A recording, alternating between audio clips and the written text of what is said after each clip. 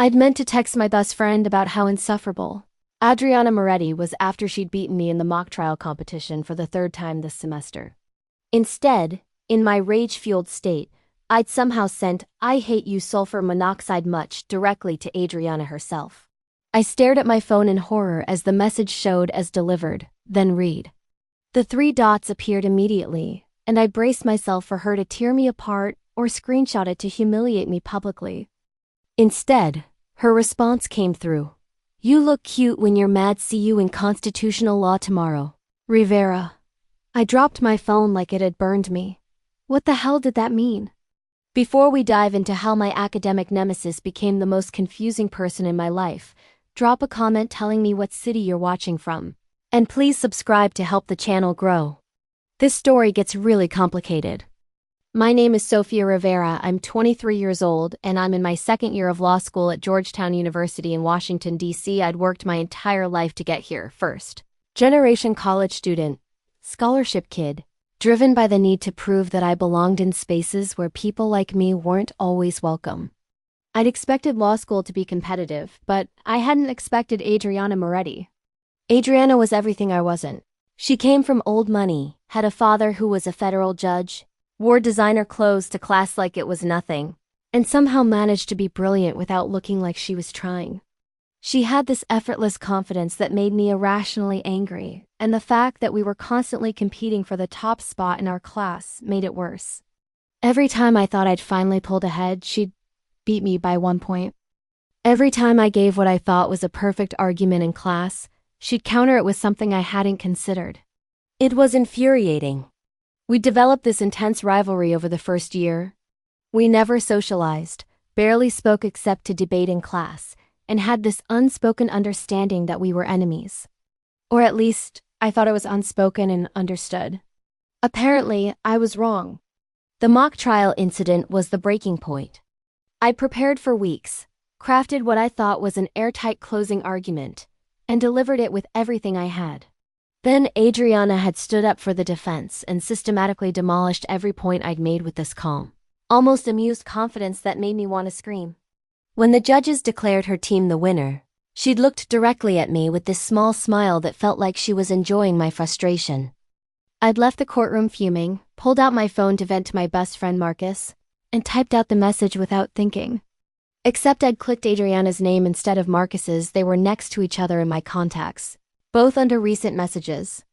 I didn't realize my mistake until after I'd hit send and saw Adriana Moretti at the top of the screen instead of Marcus Chen. The panic was immediate. I just texted, "I hate you sulfur monoxide much" to the person I was texting about. This was going to be a disaster. She was going to tell everyone. She was going to use it against me. Her response came through, and it was not what I expected. At all. "You look cute when you're mad. See you in constitutional law tomorrow, Rivera." I read it 5 times, trying to decode it. Was she mocking me? Was cute sarcastic? Why was there a smirking emoji? And why did reading it make my face feel hot? I showed Marcus the exchange when he finally called me back. Wait, he said. "Your rival, the woman you've been obsessed with hating for a year, just called you cute? She's mocking me, obviously. Sofia, babe, that is not mockery. That is flirting. You're wrong. Adriana Moretti does not flirt with me. She destroys me in academic competitions and makes me feel inferior. That's our dynamic. Is it though? Because from where I'm standing, it sounds like there's been some serious unresolved sexual tension happening. That's ridiculous. I hate her. You're obsessed with her. There's a difference." I refused to believe Marcus, but the next day in constitutional law, everything felt different. Adriana walked in wearing a navy suit that should have been illegal, spotted me immediately, and smiled in a way that made my stomach flip. She took her usual seat directly in my line of sight, which I'd always assumed was to intimidate me, and halfway through the lecture, I caught her looking at me. When I raised my hand to argue a point, her expression was amused but also interested. After class, she approached me for the first time in months. "Rivera, about that text." "It was an accident," I said quickly. "I meant to send it to my friend." "I don't actually hate you." "No? She tilted her head. That's disappointing. I like when you hate me. You get this fire in your eyes. What are you doing, Moretti? What do you mean? This, whatever this is, the cute comment. This conversation. Are you trying to mess with my head before the next competition? She laughed, and it sounded genuine. Sophia, I'm not playing mind games. I'm actually being pretty direct. Direct about what? About the fact that I've been trying to get your attention for a year, and apparently the only way to do that is to beat you at things so you'll actually look at me. I stared at her. You've been... What? Do you really think it's a coincidence that we're always competing for the same positions? That I always sit where you can see me? That I argue with you specifically in class? She stepped closer.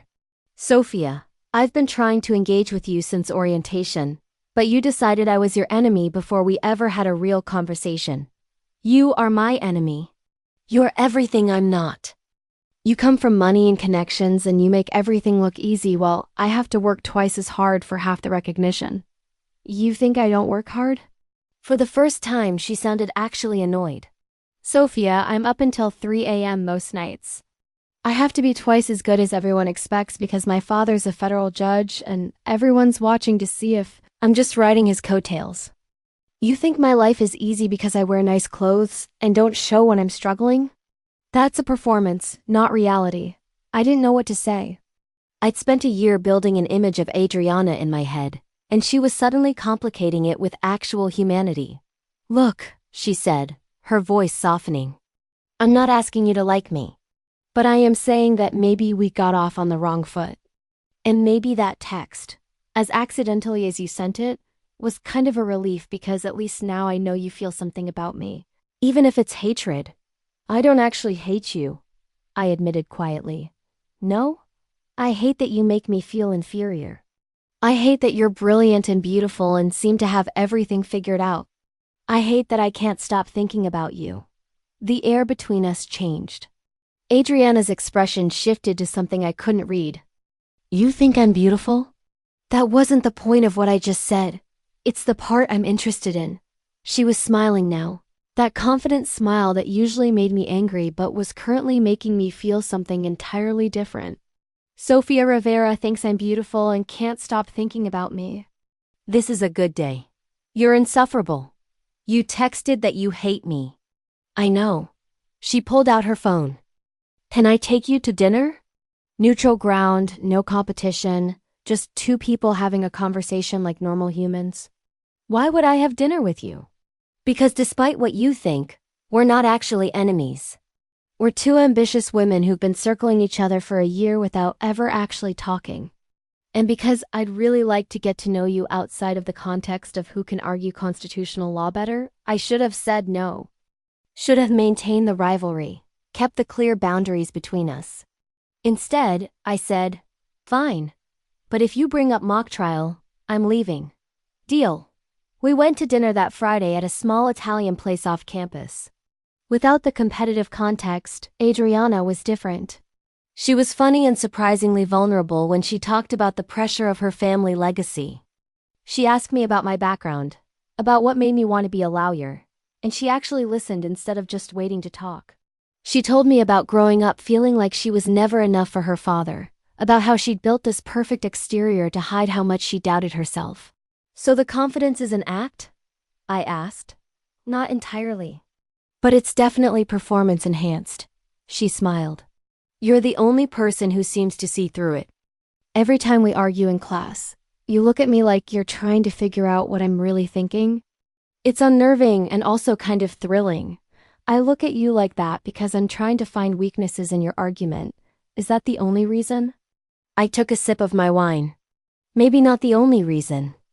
Sophia Rivera. She leaned forward. Are you admitting that our rivalry might have been covering up attraction? I'm admitting that you're more complicated than I gave you credit for. And that maybe I've been using competitiveness to avoid dealing with other feelings? What feelings? The ones where I notice what you're wearing every day. Where I look for you in every room. Where I get irrationally upset when you beat me because I want your respect more than I want anyone else's. Adriana reached across the table and took my hand. You have my respect. You've had it since you destroyed that evidence suppression argument in criminal procedure last semester.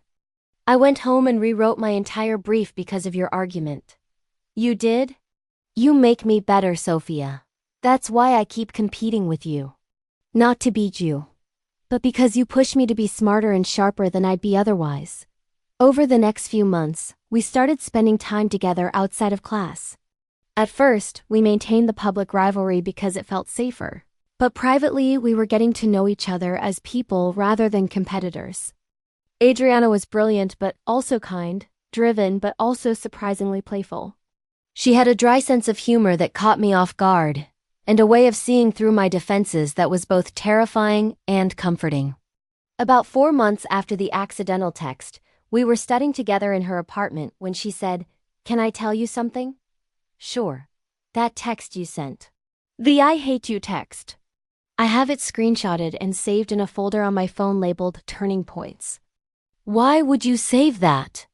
"Because it was the first time you were completely honest with me, even if you meant to be honest with someone else. Everything before that was performance, you performing rivalry, me performing confidence. That text was real. It was mean. It was passionate. And it made me realize that you felt as intensely about me as I felt about you, even if neither of us knew what to do with it." She moved closer. "Sophia, I don't want to just be your rival anymore."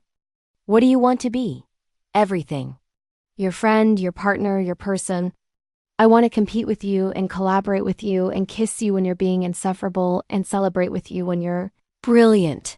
I kissed her instead of answering, and it felt like winning and losing at the same time, like every argument we'd ever had been leading to this. That was 8 months ago. Adriana and I are still competitive. We can't help it. It's who we are. But now we're competing together instead of against each other. We push each other to be better, we study together, we argue about constitutional theory at 2 a.m. and then laugh about how ridiculous we are. We're both at the top of our class, and instead of that being a source of rivalry, it's proof that we make each other stronger. I accidentally texted, "I hate you" to my rival, and she replied by calling me cute and completely appending my understanding of our relationship. Turns out what I thought was hatred was actually the most intense attraction I'd ever felt, covered up by competitiveness and fear of vulnerability. Sometimes the people who challenge you the most are the people you need the most. And sometimes accidentally sending a text to the wrong person is exactly the right mistake to make.